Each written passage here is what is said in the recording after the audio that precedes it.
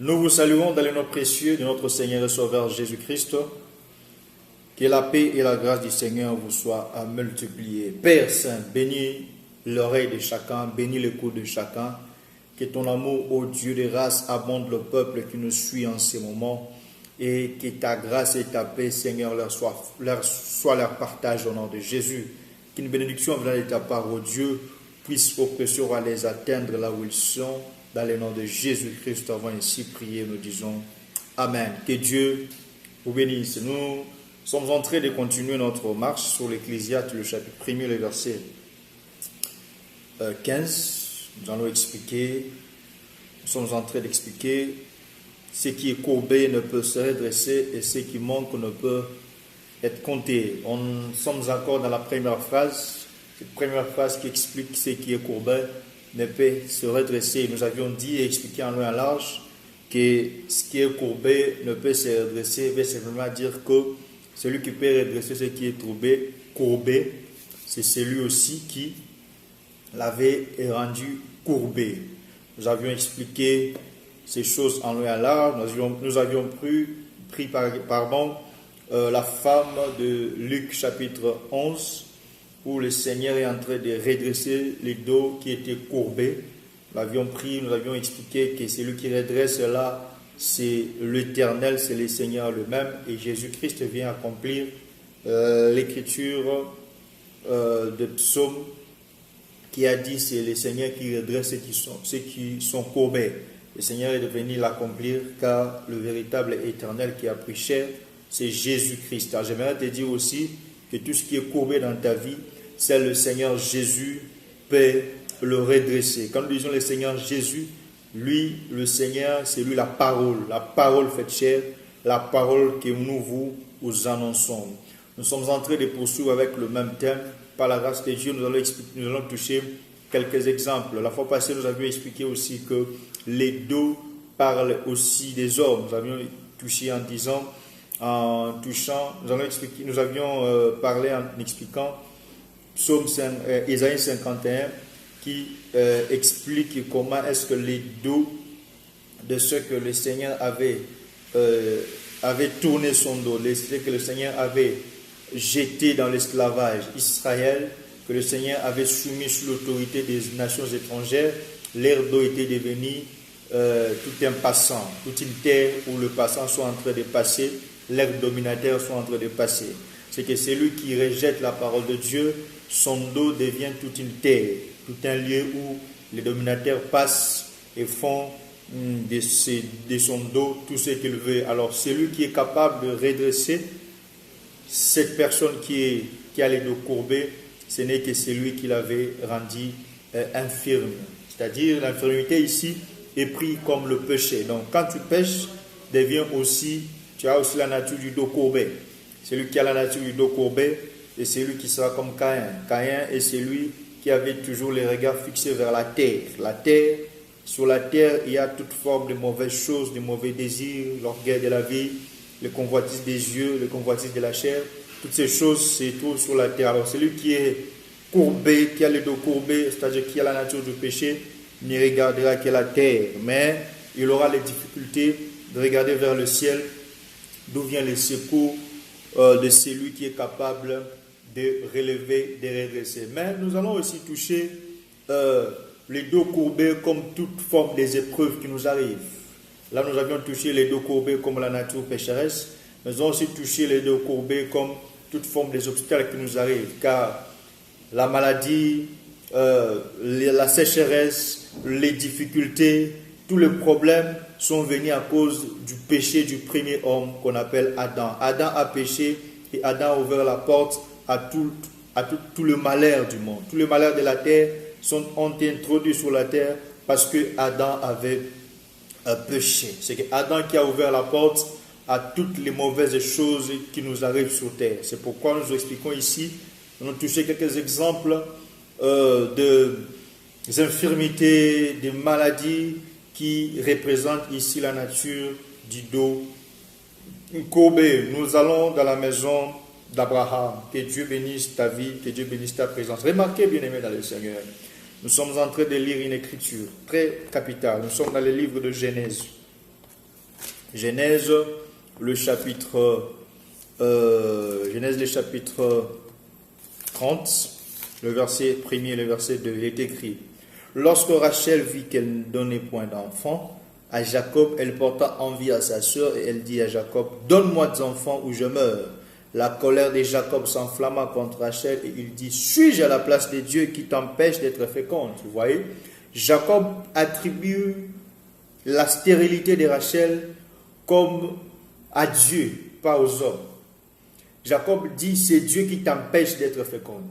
Ce que Jacob veut seulement expliquer ici, quand Dieu décide de rendre quelqu'un stérile, même quand un homme vient pour vouloir donner l'enfant à cette personne, cet homme-là n'aura pas de succès. Donc pour dire que c'est lui qui rend stérile les enfants de Dieu, c'est Dieu lui-même. Maintenant, quand Dieu vient rendre stérile quelqu'un, Dieu vient rendre stérile quelqu'un. Pourquoi? Il y a une écriture qui est en train de donner la réponse. Nous sommes dans le livre de Jean. Nous allons vous expliquer toutes ces choses afin que vous compreniez la manière de Dieu, la manière que Dieu agit dans la vie de ses enfants. Et gloire au Seigneur, parce que il nous ouvre ces choses pour que le peuple, son peuple qui a été sauvé par les saluts, qui a été sauvé, connaisse ces choses. Car l'apôtre Pierre dit: ces choses sont pour vous, pour vos enfants, et en aussi grand nombre que le Seigneur les rappellera de loin. Nous sommes dans le livre de Jean, le chapitre 9, il est écrit. Nous commençons au premier verset. Jésus vit en passant un homme aveugle de naissance. Ses disciples lui firent cette question. Rabbi, qui a péché, cet homme ou ses parents, pour qu'il soit né aveugle? Jésus lui répondit: ce n'est pas que lui et ses parents aient péché. Regardez. Mais c'est afin que les œuvres de Dieu soient manifestées en lui. Vous voyez? C'est afin que les œuvres de Dieu soient manifestées en lui.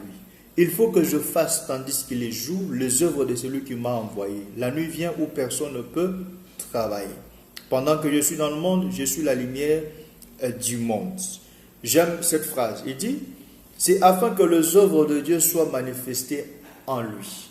Dieu ne peut pas manifester ses œuvres s'il ne rend pas quelqu'un malade, quelqu'un stérile, quelqu'un bloqué, s'il ne fait pas quelque chose qui soit comme un combat. Parce que Dieu ne peut pas manifester son œuvre là où déjà son œuvre existe. Au commencement, Dieu voulait manifester son œuvre. C'était le néant. C'était un terrain propice pour que Dieu puisse manifester son œuvre. C'est que l'œuvre de Dieu ne se manifeste pas là où les choses existent déjà.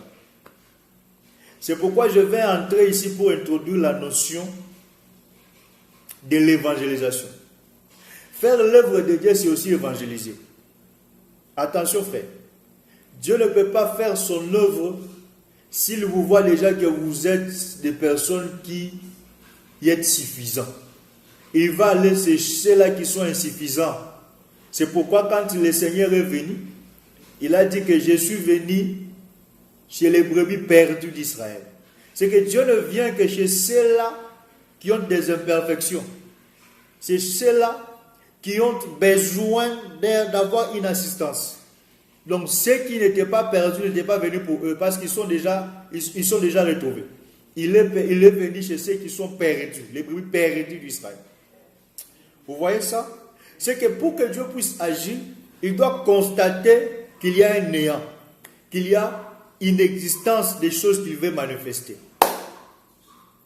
Que Dieu le bénisse. Donc je parlais de l'œuvre de l'évangélisation pour expliquer ici qu'il ne faut jamais vous contenter de ce que vous avez si vous savez déjà que d'ailleurs il y a des gens qui ont besoin de l'évangile que vous avez.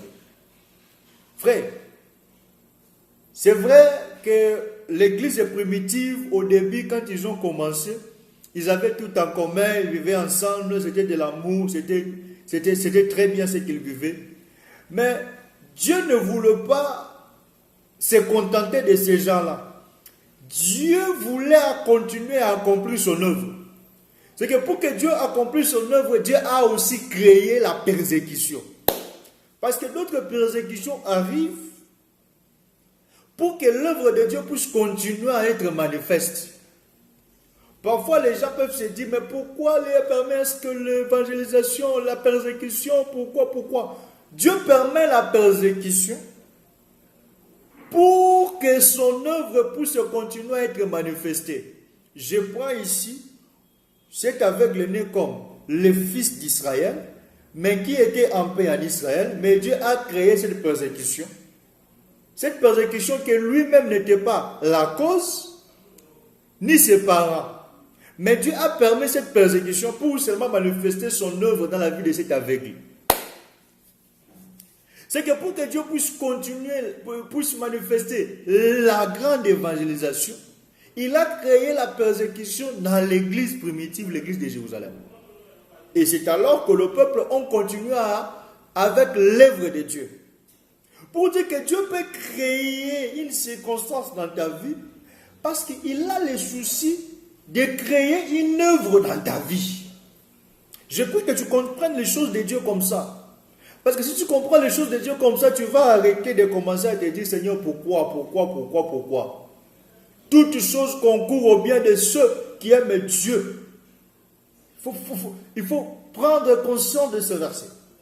Jacob a compris que c'était Dieu qui rendait sa femme Rachel stérile. Donc, c'était Dieu qui avait courbé Rachel. Dieu a courbé Rachel en quoi? Dieu l'a courbé sous la domination de la stérilité. C'est que la stérilité était en train de marcher sur les dos de Rachel. La stérilité était en train de marcher sur les dos de Rachel. Voilà pourquoi la réaction de Rachel était normale. La réaction de Rachel était normale. Pourquoi? Parce que celui qui a les dos troublés ne va regarder que la terre. Mon Dieu. C'est pourquoi Rachel venait et dit, donne-moi un enfant. Pour elle, c'était Jacob qui fait quoi? Qui n'était pas capable de lui rendre, de lui donner un enfant.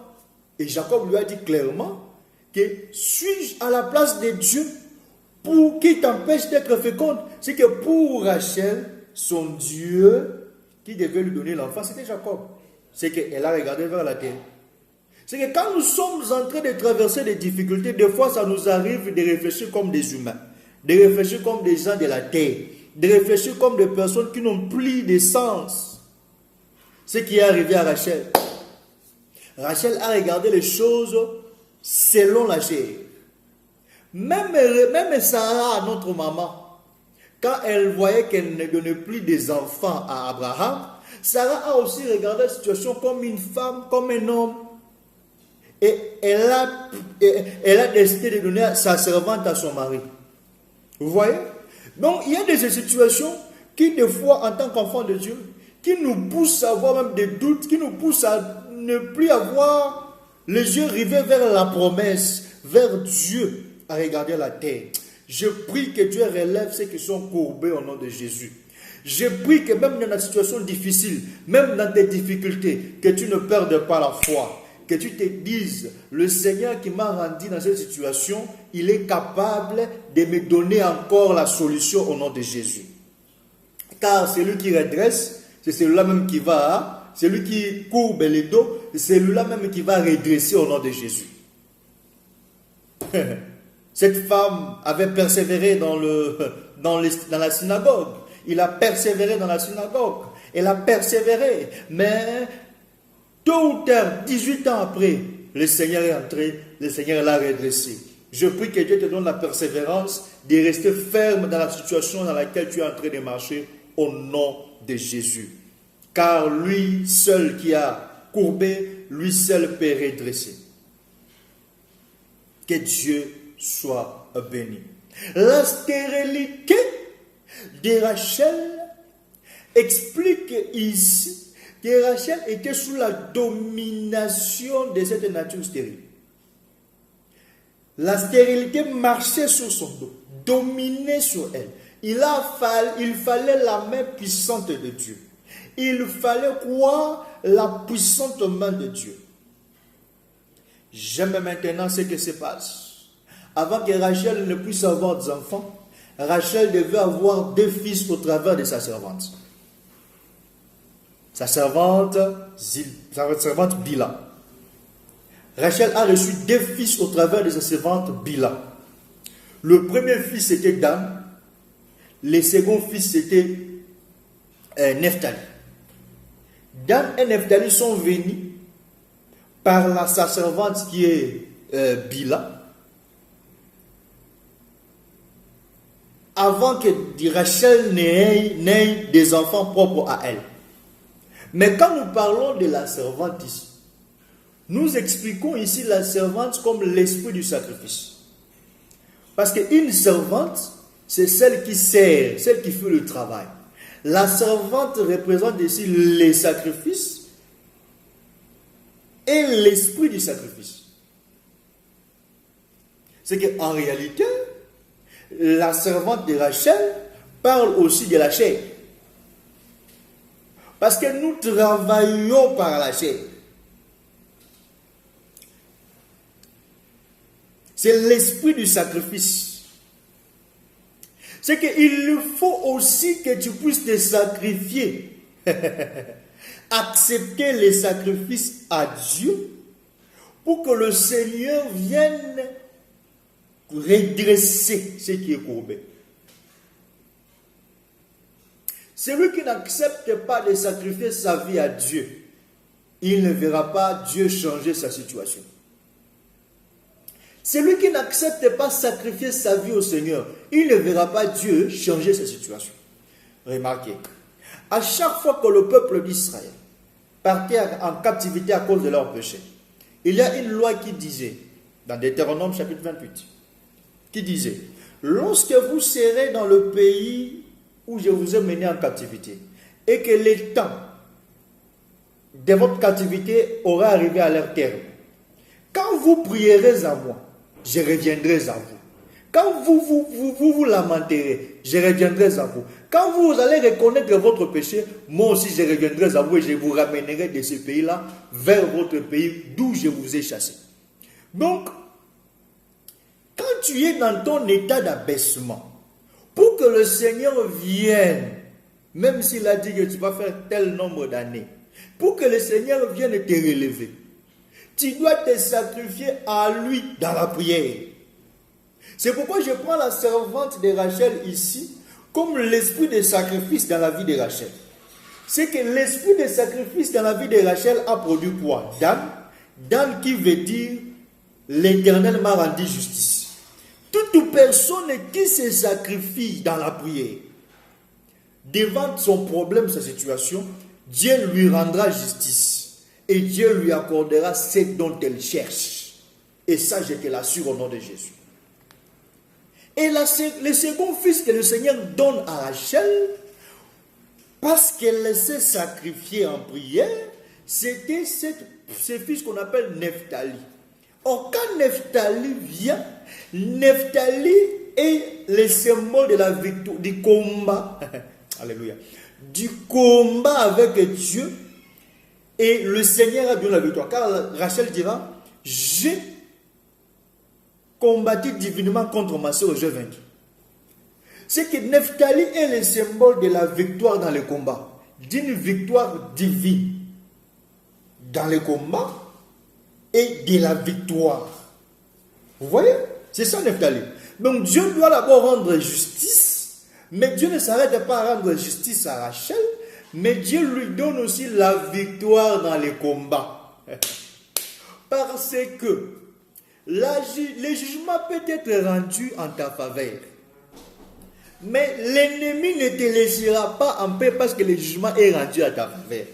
Il faut l'intervention divine. Maintenant, Nephtali, c'est l'intervention divine. C'est ça le combat spirituel, Nephtali. C'est l'intervention divine. C'est que tu peux avoir raison, mais l'ennemi ne te lâche pas. Parce qu'avoir raison, c'est ça, l'Éternel te rend de justice. Mais dans toutes les justices que l'Éternel te rend, tu te rends compte que quelque chose ne va pas. C'est alors que Nephtali doit intervenir pour combattre pour toi. C'est que celui qui se voit qu'il a les dos courbés, Ça, je parle pour un enfant de Dieu qui se voit dans une situation terrible. C'est qu'elle doit faire. Elle doit faire intervenir sa servante. C'est-à-dire, elle doit être armée de l'esprit de sacrifice. Elle doit se sacrifier en prière.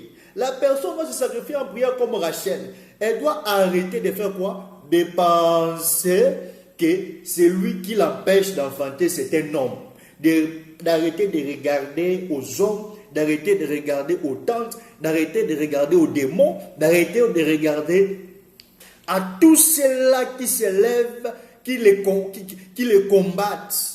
Mais la personne doit maintenant regarder que vers l'Éternel, car c'est l'Éternel qui rend stérile et c'est l'Éternel aussi qui donne des enfants.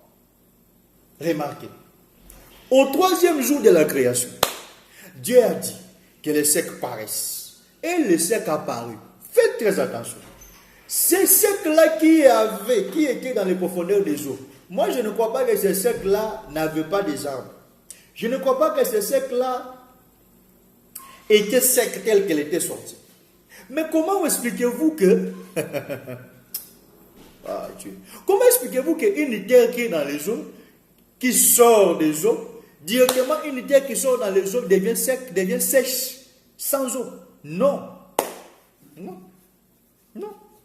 C'est que Dieu a fait en sorte que les productions de la terre dans les eaux, quand le Seigneur va les faire sortir des eaux, que ces productions-là restent dans les eaux, parce que ce n'est pas Dieu qui a fait produire ça, c'est les eaux environnées des ténèbres qui ont fait produire ça. C'est que si Dieu veut faire produire des choses dans ta vie, il doit faire en sorte que les choses anciennes puissent mourir. Maintenant qu'il puisse renouveler les choses en toi. C'est que le sec qui est sorti de la terre, Dieu a fait tuer le vieil homme. Ce vieil homme-là, c'était le produit de la terre qui était dans les eaux. Dieu a fait tuer le vieil homme et ses fruits. C'est pourquoi le sec est sorti sec. La terre est sortie sèche, sans produit, sans arbre, sans herbe. Elle est sortie comme ça. C'est par la suite que maintenant que Dieu a dit que la terre produise. Ce que la terre a produit, c'est que Dieu a renouvelé seulement. Oh, j'aimerais te dire que Dieu qui a rendu Rachel stérile, Dieu voulait seulement prendre une Rachel qui était sans autorité du vieil homme, qui était sans autorité des produits du vieil homme, mais il voulait maintenant que Rachel puisse donner naissance à un produit qui est pur, à un produit qui est saint. Ce produit qui est pur, ce produit qui est saint, devait passer d'abord par la justification de Dieu qui est d'âne, et devait aussi passer par la victoire dans le combat qui est Nephtali, afin que Joseph, qui est le produit de la vie, dans la vie de Rachel, puisse être manifeste. C'est que Joseph est venu comme un enfant qui est passé par la justification et par la victoire dans le combat. Voilà pourquoi même si on l'avait accusé, même si on a mis Joseph en prison, même si la femme de Potiphar a condamné Joseph, Joseph était toujours justifié. Parce que Dan était déjà là, parce que Nephtali était déjà là. Même si ses frères l'avaient haï et qu'ils complotaient contre lui, il était devant un combat de famille. Mais Nephtali qui était là, comme qui? Comme celui qui donne la victoire à Rachel dans le combat contre sa soeur, Nephtali qui était là, donnait déjà la victoire à Joseph. C'est que Joseph ne pouvait pas perdre la victoire contre ses frères, car Nephtali était déjà là. Joseph ne pouvait pas être condamné, donc être coupable, parce que Dan était déjà là. C'est que pour dire, frères et sœurs, c'est que Dieu te donnera, quand il va manifester son œuvre dans ta vie, cette chose-là fera que tu sois un homme libre, un homme victorieux, un homme plus que vainqueur. C'est pourquoi l'Écriture dit, nous sommes plus que vainqueurs par celui qui nous a aimés. Nous sommes plus que vainqueurs par celui qui nous a aimés. Celui qui nous aime ne peut pas nous donner quelque chose qui va encore nous attirer malheur. Non, non, non, non, non. Le Seigneur ne veut pas te donner quelque chose qui va encore t'attirer des ennuis. Non, non, non, non, non, non. Voilà pourquoi, pendant que tu es en train de traverser les difficultés, remets ton sort à l'Éternel. Fais intervenir ta servante, qui est l'esprit du sacrifice. Dieu te donnera la justice, Dieu te donnera la victoire dans les combats, et tu verras Joseph dans ta vie. C'est-à-dire, tu verras la victoire dans ta vie. Et le Seigneur viendra te redresser. Je prie pour le redressement de ton entreprise. Je prie pour le redressement de l'éducation de tes enfants. Je prie pour le redressement de ton travail. Je prie pour les ouvertures de portes qui étaient fermées. Je prie pour la facilité dans toutes les affaires que tu es en train, bien aimé dans le Seigneur, d'entreprendre. Au nom de Jésus, que Dieu souffle un vent de renouveau dans ta vie. Que Dieu souffle un vent de renouvellement dans ta vie. Et que tu vives ces choses dans ta vie dans le nom de Jésus. Soyez bénis au nom de Jésus-Christ.